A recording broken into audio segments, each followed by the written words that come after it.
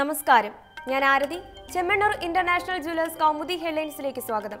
Powered by fortune industries, presented by Baba easy English, in association with Haisree mattresses.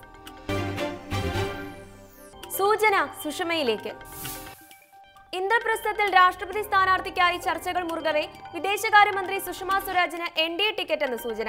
സുഷമയെ സ്ഥാനാർത്ഥിയാക്കാനുള്ള നീക്കം പ്രതിപക്ഷ പാർട്ടികളുടെ കൂടി പിന്തുണ ഉറപ്പാക്കാൻ കഴിയുന്ന വ്യക്തി എന്ന നിലയിൽ റിപ്പോർട്ട് സ്ഥിരീകരിക്കാതെ പാർട്ടി വൃത്തങ്ങൾ.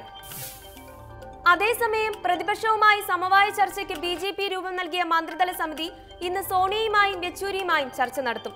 10 അംഗ സമിതിയുടെ നേതൃത്വം മന്ത്രിമാരായ രാജ്നാഥ് സിംഗ്, അരുൺ ജെയ്റ്റ്ലി, വെങ്കയ്യ നായിഡു എന്നിവർക്ക്.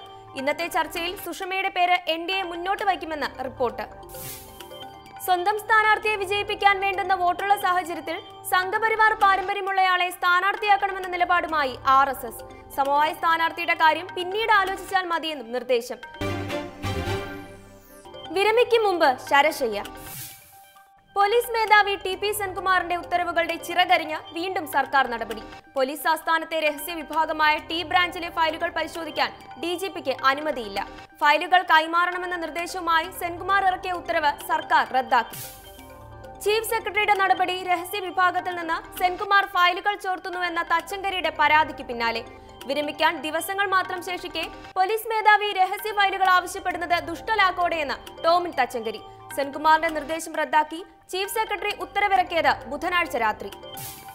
T ബ്രാഞ്ചിലെ ഫയലുകളുടെ പട്ടിക നൽകാനും അതീവ രഹസ്യ ഫയലുകൾ തനിക്ക് നേരിട്ട് കൈമാറാനും DGP ഇറക്കിയ നിർദ്ദേശവും സർക്കാർ റദ്ദാക്കി.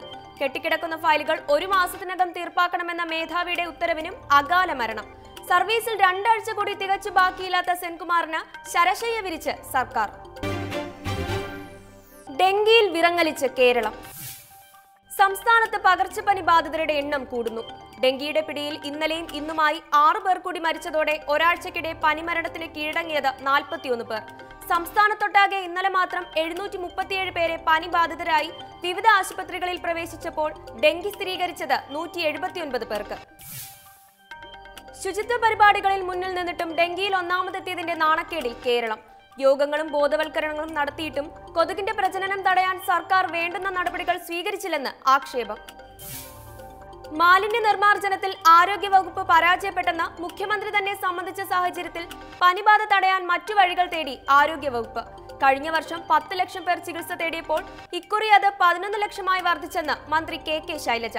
ശുചീകരണ പ്രവർത്തനങ്ങളിൽ ചില തദ്ദേശ സ്ഥാപനങ്ങൾ അലംഭാവം വരുത്തിയതായും മന്ത്രി. ഇന്ന് കുറഞ്ഞു, നാളെയോ? ഇന്ധനവില നിർണയത്തിൽ എണ്ണ കമ്പനികൾ വരുത്തിയ പ്രതിദിന പരിഷ്കാരം പ്രാബല്യത്തിൽ. പെട്രോൾ വിലയിൽ ഇന്ന് കുറച്ചത് 1.12 രൂപയും ഡീസൽ ലിറ്ററിന് 1.24 രൂപയും.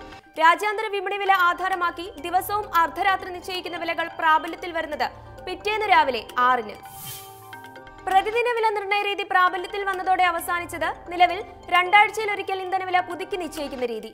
അർദ്ധരാത്രിക്ക് പകരം പുതിയ വില പ്രാബല്യത്തിൽ വരുന്നത് ദിവസവും രാവിലെ 6-ന് വേണമെന്ന ആവശ്യം ഉന്നയിച്ചത് പമ്പ് ഉടമകൾ. നാളത്തെ പെട്രോൾ ഡീസൽ വില ഇന്ന് അർദ്ധരാത്രി അറിയാം. Chemmanur international jewellers Kaumudi headline സമാപിക്കുന്നു. Powered by fortune industries, presented by Baba easy English, in association with Haisree mattresses. അടുത്ത ഹെഡ്ലൈൻസ് 1 മണിക്കൂറിന് ശേഷം. നമസ്കാരം.